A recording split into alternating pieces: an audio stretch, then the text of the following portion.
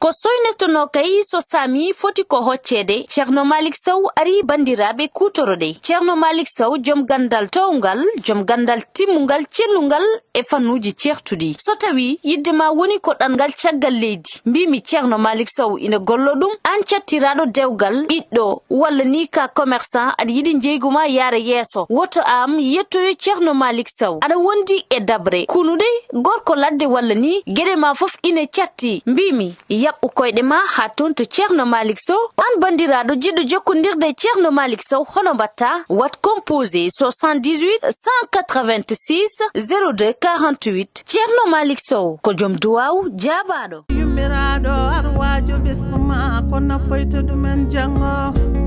ko woni laal fof ma juuɗe jiitu.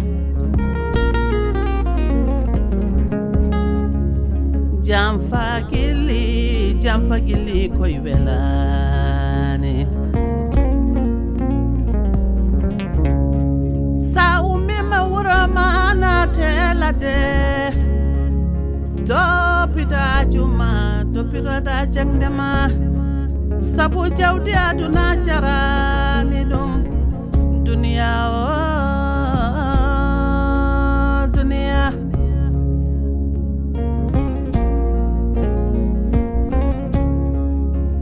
Nimso Guilli jarabi mojani,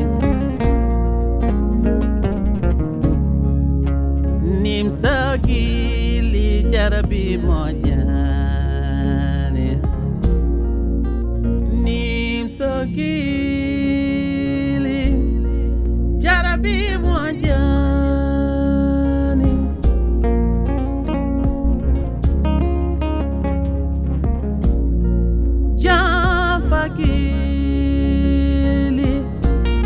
Fagili koye welani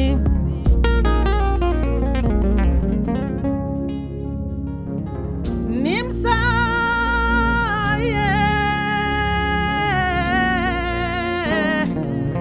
Nimso Guilli jarabi koye mojani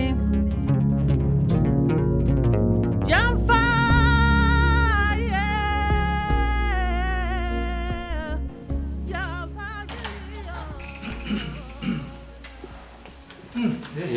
wala kena alhamdulillah si da tambe alhamdulillah badon tambe mawdum ni ngoloni gay ngudi be cel mawdum ni badon tambe alhamdulillah mawdum ni ko reji di balli di mawdum ko mawdum badon tambe mawdum ni bes ngudi be cel alhamdulillah jetti Allah way boy ladde ha faamata al hali di sirtu adu non yaari hande ni kena mawdum da non boy ladde jetti Allah shadel aduna no yaari hande ni no alhaali ɗi ciforini artude hitande kala nde ɓe sattirde ɓe surtout kadi ko memi aduna o minen fof min tini ɗum ko ɗum addanta mi saaha mi ɗeɓa ɓoyde toon mbeɗa wooda kadi ko rendina ko ɗum waɗi ɗum aɗa selli kam ɓalli ko mawɗum ɓes goɗɗi nde bani eyyi noddamude ko jaam tan eyo jaam ɓooyi eɗa andi kadi en ɓeynodiri tigi te kadi ka keynam mbo korsinmi tigi mbo koolimi kadi tigi e min noon won miijoji gonɗe am mi yiiɗa wadde miijoji ɗi tawa ana tawaka e surtout ko fati e galle o hande galle o ene ɗeɓi jiiɓorade min seeɗa eyi hakkudam e Yasine eyi galle on ɗeɓi jiiɓade ɗum waɗi noon won peeje ɗe joguimi neɗɗo kadi kala ko joguiɗa feere wonɓe kollidɗa saabu neɗɗo no miijo hunde sikkano moƴƴi tawa moƴƴani ɗum waɗi noon mbinon kene watta hen haydara so wona gara eyyi joni nanno hakkudami Yasine welani so tawi gonga halte donc mboɗo jaggi haqqillam tan e yaafademo ala kay saabu wonko waɗi ganduɗa wonko muñatako eyyi ɗum ɗon noon jinmi kam an kam gona témoin e ɗum gona seedeɗa ɗum ko fate jawdam wonko Allah rokkimi alhamdulillah en jetti ɗum galleji mboɗo jogui to hande hay sikki sa yeehi gallam mo ko woni hen ko aɗa andi wona caaha ala wona caaha donc noon no pellirmi kadi woppirdemo ni mi yiiɗa hay centime mbuɗo goto tan e jawdam Yasine ƴetta hen Allahu akbar sabu ɗum waɗi noon mi pellinmi wiide hankkadi dal mi yafata mbo yaa puisque waɗi comme mi wawa muñde ɗum noon mbimi noon kadi fof kadi koye junngo ma wonata fof kadi ko an kadi fof mbaɗanmi ɗum koye junngo ma yama an e banam debbo mo won mbawa ɗum wadde géré e sukaɓe galle o woni noon aduna kam woni hen tan ko gurdam e yaade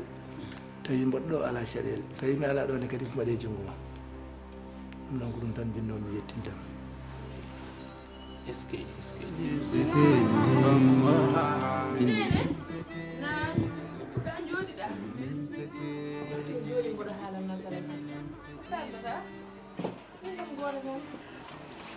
ko kaldata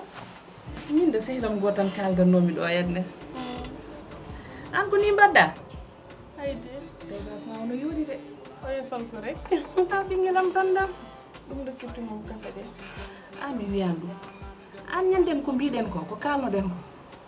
a artirani kam taw haydara min ko noon mbiyetimi aɗa andi neɗɗo a arta tan gaddanama haala ka directement e tawno omo ƴoƴi to jiiɗama ɗo omo ƴoƴite to hunduko holko fuɗɗi famdi omo ƴoƴi wi arango man mi gila ñanden mi haldata e makko gonantama haydara mi umma ko dokkat mi rokkamo ko dokkatmo tan mi umma so jamma ari mi lelato haydara mi wiyatamo somi fini mi rokkamo kafe makko mi wiyamo bonne journée so wi kam ombono daw mi wiyamo alay ciaw ɗum de ko hunde feccide gueɗe ɗiɗi hen hunde ko yettude Allah sabu hoolede wona alay sago hoolade ne kadi wona alay sago kooliɗami ko mbiɗa yetta hen Allah gueƴol keddigel ngel ko kalɗa ko wonno welani nande hayso tawi a miijima miccidima jettiratmami ko an fof wonde mawɗo hoolade hakkillam korso joguiɗa e am so mbiɗa ƴeewma guite tati mbiɗa ƴeewma ka jinnaɗam mbiɗa ƴeewma ka esam sabu jeynaba jinnaɗo mum gorko ala ɗo wadde ka noon jinnaɗo mum gorko mbiɗa ƴeewma kadi ka keyniraɗo so ɗeɗo gueɗe kadi kawriti kadi yidde hoolade mi yettaten Allah heddi mbiɗa jogui kulhuli e ko kalɗa ko sabu wonko ene waɗa tan fusat galle te galle so fuusi ɓesgu saroto jawdi yakkoto e ɗum wona hunde nde jiɗanmami gurdam ma foof yimɓe cettoto e ma ko moƴƴere yaajede karaytir yagal wondemo neɗɗo jaƴƴo garateɗo ballowo hande a heeɓi duuɓi e sakket gurdam ma walla hande ɗo gonɗa mawɗo ɗo wonkaɗa waɗa tan ne jibini nimsa e yeese ko noon jibini nimsa e caggal te on nimsa ko on woni mbomi yiɗanama sabu ƴewatmami koto ƴewatmi jinnaɗam ɗo sinno ko sagam etoɗen ɗaɓɓude peeje holno ɗum safrorto ha ɗum sella tawa ɓesgu ngu fusani saraki sabu yasin hay sa yaltinimo e gueɗe ma hade tan amude ena e galle ko a jibini ɗum ko fulɓe mbiyata ko so yimɓe kawri jibidini jiidi ɗam enɗan feccatako wadde mbeɗa ɓuuri yidde ya ɓuuri miccade hen e min noon ka jinnaɗam ko ñaguiɗami fof somi wawi mi waɗat ko ɗaɓɓuɗayam so mbiɗa jogui mi tottat kala ɗo nodduɗami kadi momi accu ko jaggunomi tawma kono mbiɗa ñaaguima nde ɓurata miccade beele eɗen daña peeje taw ɓesgu ngu saratako eyyi kaynam Allah jarama mineni kalɗa ko nandi affaire nde sa yi muusi hande o sa yi amadam hande natti wonde neɗɗo gueɗe fof bona waɗa ɗum fof noon ko haqqillo jiiɓade galle o no wayni kono so Allah jaaɓi minani kalɗa ko minnen salliɓe ko ɓooyata mami noddoyɗen enen fof jooɗɗen jonde wotere kadi dokkude hen hakkillaji yoɓe mbimi de ne mbiya mawɗo ɓuuri andude belgol e jimɗi mum ko tinɗa ko eko jiiɗa ko eko guurɗa ko an andi kono min fodde ne joguimi e ma mbiɗa ñaagoma kala kaɗa waɗa hen wotto haqqille ko ariyata jangga sabu nimsa kala de joli tawata ko gollal ɓenni yuɓɓitinde ɗum ha yuɓɓa weeɓata ɗum noon kala ko neɗɗo ene waɗa ha temte an won jinnaɗam e minen foof yurnita ha moƴƴa kono mi weltima e noddangu kadi wiidema koreji men wonɓe ladde to ɓe nelduma calminani haade en min tawima e dow jaam tan min ñaago Allah kadi yo Allah ɓe jaam woni wal koyen mbiyata ko tan neɗɗo yani miijo haade ma nimsude eyyi tigui nimsa arta ko caggal wadde tigui mi weltima nomi yettoyo galle par ce que il faut mi suno o anda wonko welanimi montan namdo kam so wi kam ko woni tan mi yam haydara mi yaha so wi kam ko gonduɗa tan mi yam haydara kono hande so wi kam ko gonduɗa mi fuddo haalandema noon ɗum wonmi fewji ɗo to gommi ɗo ha ɓinguelam bandam ko yiiɗe jiɗiri gosima buubane wela yart baɗɗani ko noon sa ari tan a wi buubu o faama kono ni joni alandi gorko yiɗa dejjude sa deƴƴi tan a attiri yeeso mamo konko fof to woni ɗo ko jiibiɗo ko jinduɗo o jindu mbimami accidmo yam to nanguɗa ɗo ko ɗon kono noon hande feere kalnama ɗo on din fof ɗum ɗo jongam ngo ko min mi jettottuma ɗum ɗo mi hettini ɓiyam noon sanani nimso wiya cakal golle aɗa yiɗi noon ñamɗaɗema e couleur aji ko tagi jiɗɗa ñamɗade ɓerɗe mbaddi connecté wona min de ɓerɗe ɗe mbaddi connecté et pourtant a yi hande mbaɗmi ko relâche mais rouge danger ma o noon rouge danger min adi ɓornude rouge on ɗi an kay mbiya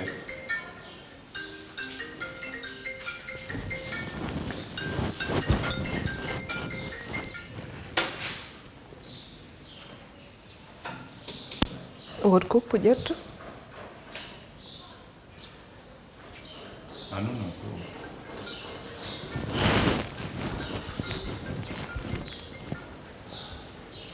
est ce que mbimami rouge o mbimami kañum a yani feggere ma nde tawmi ɗum ko to heno mbimi nda feggere ma ƴettuno dowma non dimanche nde ko dimanche ko zeyna woni collaboratrice nda feggere ma toujours a nottak appel o o haalanta kam ko haala liggey je ne pas Ok. ko fati liggey weekend semaine weekend non fat mi holluma arrête tu veux faire quoi mais cœur o ko pour holɗum hol cœur cœur mo mbaɗɗa enregistré e numéro makko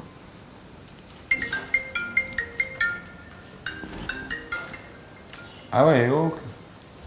nda ɗum ɗon Hé, est-ce que ça va? très bien Ça ne va pas. quoi Pourquoi taljuɗa ni? An e hoore ma aɗa anda wonani ka jahsidirɗo.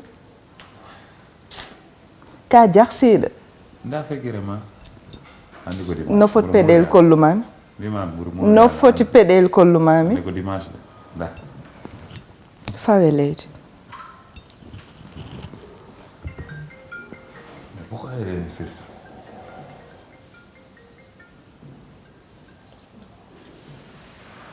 Yaro not téléphone o walla mi noto ɗum.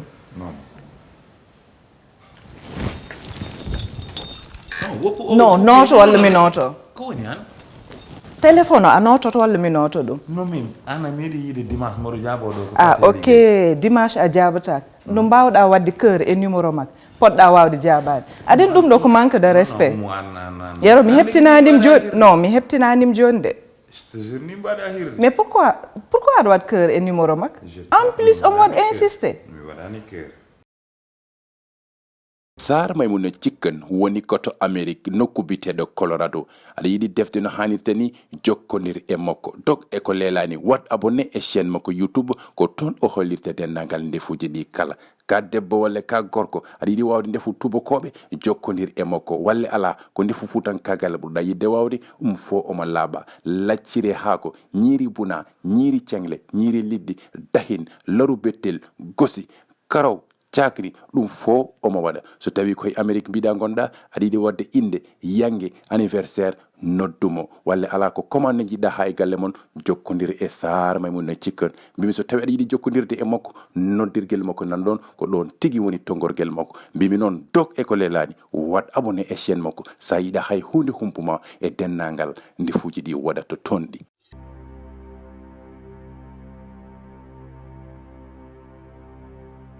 agence immobilier max global service ari gam wallude bandiraɓe aɗa yiɗi heɓde galleji cirɗi galleji gonduɗe e kayitaji leerɗi des terrains bien lotissés bien bornés koye mabɓe tigui ndewata aɗa woni caggal leydi aɗa liggo no hannirta ni walla ala ko ɗon gonɗa aɗa liggo no hannirta ni aɗa yiɗi sodde terrain taw ko seeɗa seeɗa jiɗɗa yoɓirte hannde gasi fof jokkodir e maɓɓe walla ala ko kas jiɗɗa sodde terrain eɓe jeeya ɗin terrain ji eɓe jogui des hectares et des hectares toon to tubaɓe dialaw eɓe jogui des terrain à Mbour Dakar Thiès eɓe dilla eko fate hôtellerie e kamɓe max global service eɓe luwa galleji baɗɗi luxe tawne waɗi chambre climatisé des salons climatisé aɗa jogui sehilaɓe ma walla ala musidɓe ma ɓe jiɗɗa teddinde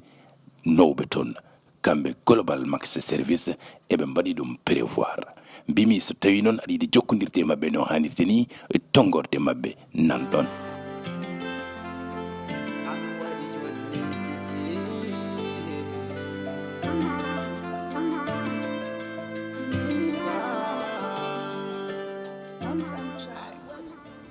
kanko waɗanim respecté anni a waɗani kam respecté par ce que so waɗinom respecté omo andi aɗani yeeso sar joom suudu ma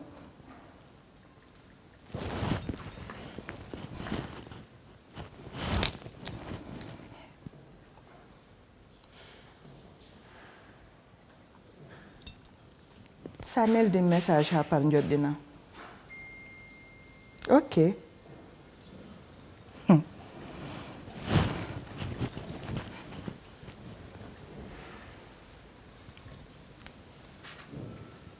Yero aɗan waɗa manque de respect de est ce que aɗa andi aɗan waɗa manque de respect aɗa andi ko holɗum aɗa andi ko woni probléme ma aɗan ma fiide gaynako hello anda holko wuttata anani comme paɗɗa ha guuɗoɗa ha paari gandim ko guuɗoɗa koko firti c'est pas min waɗi enregistré numéro makko mbaɗmi hen cœur elle m'a envoyé message sur WhatsApp numéro no wonduno e cœur j'ai enregistré direct j'ai rien modifié parce que j'avais pas de temps anni Gassane Gassane pourquoi elle insiste parce que peut-être wasta waɗaño keña sabu hande min mi mbeɗa aani ha ɗon tan wawi hadde joni noon mi wartoto tan mi fofto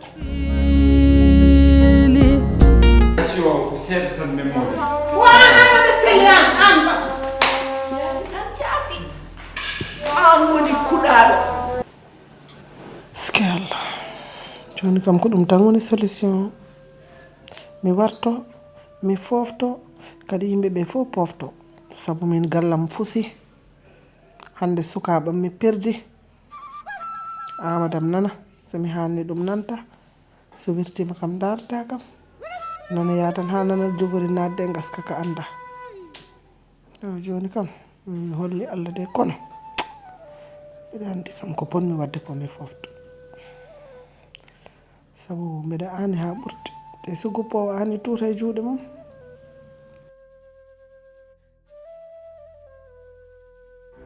c'est pas elle c'est Koura elle c'est ma sœur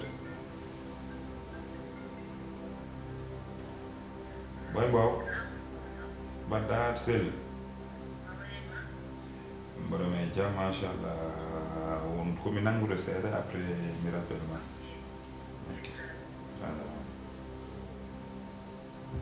aɗen kam ɗum ɗo ko gonɗa koye fuɗɗude yata an anda Koura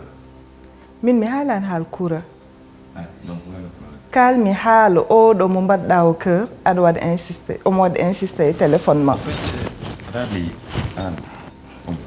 sa waɗi cœur e numéro am a waɗi cœur e numéro mak ça veut dire minen potema attends je vais l'enlever tu vas voir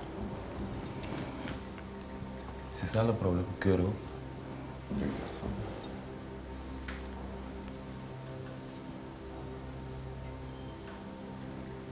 en plus enen jooɗi enen jewta omo waɗa insisté comme ça ni pourquoi ɗum ɗon e to fawi ɗum asta mo jodde client wayow ɗo wona bureau ɗo wona pour liggade golle mon yo haaɗo bureau te yo wattin hande jooɗa e sera walla gona e nder gallo om nodduma ɗum ɗon kam réglate anda hay ko jewtata sab téléphone Voilà mon problème. Je vais enlever ça. Cœur au U. a waɗi ɗum supprimer téléphone o waɗ ɗum supprimer ɓernde ma kolla kam Boy, c'est jamais vu. waɗ ɗum supprimer ɓernde ma ittu ɗum e ɓernde ma kolla kam téléphone o tan kolluɗa kam Ar fej bernde sa yi hen zeyna hirsam sa feciɗo ora hen ko ɗon jeng jeng jeng aɗen sa wonin politicien kalmo mbadduɗa oɗo a gagnot aɗa andi ɗum ɗon kewani gagnade ɗo a yani cœur elle insiste mais pourquoi elle insiste ƴettu kalda e makko non elle va me dire non elle m'énerve halde o walla mi haalde makko t'inquiète pour ça arrête-toi aussi ko haydara ok ka haydara e ma ka an nodda somi waɗi noon ma weele wallahi est-ce que mi meeɗi darde ta quand tu me trompes je te trompe est ce que aɗa andi ɗum ça ne se fait pas waɗam trompé ƴeewa waɗam trompé mi addat ɗo gorko pawa hen yitere ma ƴeewa beele ne weeli hirsuma mi hirsa gorko rande kay a haala min mi waɗa hirsata mi hirsa gorko hirsa hande ko dimanche am noon mi sohlani ɗum ɗo de ayi sa pari souri ciklikili kuli kuli opo ciklikili kuli kuli opo ciklikili souri waay opo dakuri baleri Eminem City, Eminem City, me know Eminem City, Eminem City, Eminem City. Onon kam ko ni tan oɗon mbadda tan ngappuji poode ndure mono fof ne ngappani wiya woppata mono fof ne jaggani wiya woppata mono fof ne holla mawni timmi woni kalaf bamon nana tikki yiyata wonni onon ɗiɗo fof hay goto e moɗon o yiyata onon kam ko ni tan goppirto ɗon on ganda on mawni on ganda on kellifama oɗon mbadda ngappuji hakkude moɗon e lerewɓe ni kam hande hay rewɓe donno haajuji ɗi ne keewi hay rewɓe natti wade ndani ni walla hay rewɓe natti wade ndani te cukkumi ko jatano ɗon gattu ko fof mone moɗon fof ne holla timmi on ganda bamon ko tikkuɗo on ganda ɗum fof ko banggue enara ano ko kalano mami ko no gowruɗa hen no woni ɗum projet safray jangde muɗum Canada ko totoniɗa hen mbeɗen ha joni aɗenen ha joni kono mi heɓani kene arta yam en jowi kan haala guila nden ha joni mboɗomi heeɗima yejjitani de koye ma tan keeɗimi totoniɗa hen nene janngoyde leyɗele wona ko weeɓi ma ƴeewat d' abord hébergement jowata ko 1 an hébergement ko 1 an ñamde makko hen rendi frais de transport ko hen rendi argent de poste makko hen rendi sa waɗi global hitande rek presque ma timmo a 30-35 millions non wona sombeɓe kadi wona sommo ganduɗa ay natat tan e banque jaltina walla nata nana jungma e poste tan jaltina ɗum mais mbeɗa hen kam c'est pas facile raison pour laquelle mbeɗa yeere hakkille quoi anani jarani heppude yaaru haqqille ma mère kalono mami ñanden ko franchement moƴƴi quoi mi yiɗa fawde mo ko gandanta hoore ma après janggo e jaam ena addannamo probléme aji walla o waɗa sentir ko poɗɗo wadde ɗum alay sago ça va quoi min mboɗo gami hooram mami wawa waddande hooram ayo ko ballaɗo ko haalata ɗo 30 millions ŋeŋe père waɗimo ko dépensé plus de 50 millions ɗum lawol maɗa hen tu n'as rien dit non lawol ma ala hen min mère ha joni koye ka gueddu mère ko ma ala dañani hoore ma haydara min mi yando hay gorko ala ko mbaɗanda hoore ma ndar photo ya ɗengon ɗo sa immim ɗo safara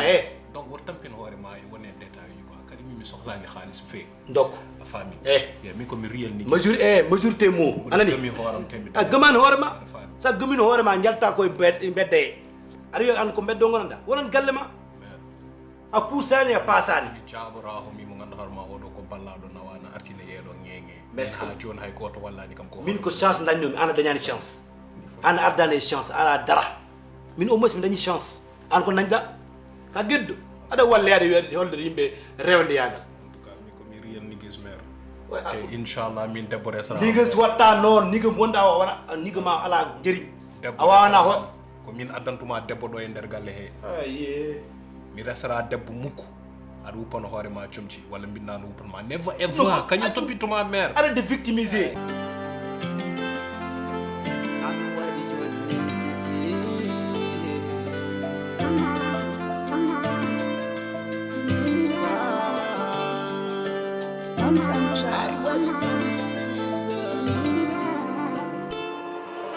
Nimso Guilli warhaɓe giɗo mada yaga wonta nimsa Nimso Guilli warhaɓe giɗo mada gobba wonta nimsa ay mimber jigi jam sudam kon bonam dewo pan modeja o gane wonde jom suudu muɗum kon jom suudu mum yiɗirum ko jawdi tan sanani nimso wiya cakal golle nde ceranda waynaki ɗaccudamo kanko goto winde makko allah addi nimsa gata jontaɗo ɓe gurti kono gontuɗa ko kañum killi a feji bonande fo sahaɗa holli tan a haalanama o to yiɗama yikko jeybama ñani ñamde buuɗi maɗa ñande fo mi ñena haala caloɗa ka mubbuɗo kite nafe kala ne gongo boni ɓernde o takki debbo ma e garde reno serde nimsita innama nimso killi nimsete mimi nimsete mimi nimsete mira we nimsete mimi nimsete mimi nimsete mimi nimsete